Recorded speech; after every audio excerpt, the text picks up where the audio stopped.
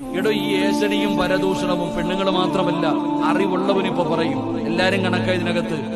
ഒരു വാർത്ത കിട്ടിക്കഴിഞ്ഞാൽ അതിന്റെ സത്യാവസ്ഥ ആരും നോക്കാറില്ല. സത്യമാണോ കള്ളമാണോ ആരും നോക്കത്തില്ല. അധികം പേരും അതിങ്ങനെ പ്രചരിപ്പിക്കുകയാ ഒരു വാർത്ത കണ്ടു കഴിഞ്ഞാൽ.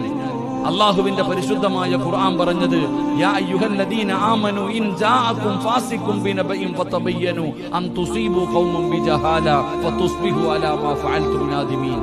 നീ ഒരാളെ കുറിച്ച് ആരെങ്കിലും നിന്റെ അടുക്കൽ വന്ന് പറയും.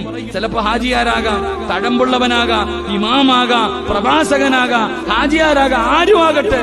ഏതെങ്കിലും ഒരാള് നിന്റെ അടുക്കൽ വന്ന് ആരെയെങ്കിലും കുറിച്ച് എന്തെങ്കിലും പറഞ്ഞു തന്നാൽ നീ വിശ്വസിക്കരുത്.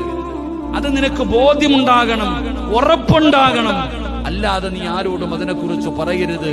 കാരണം പറഞ്ഞ് നാണം കെടുത്തിയതിനു ശേഷം അത് വെറുതെയായി പോയി, അല്ലാഹുവേ അത് തെറ്റായി പോയി എന്ന് തോന്നുമ്പോ നിന്റെ വായിക്കകത്ത് കൈവച്ചിട്ട് നിനക്ക് കടിക്കേണ്ടി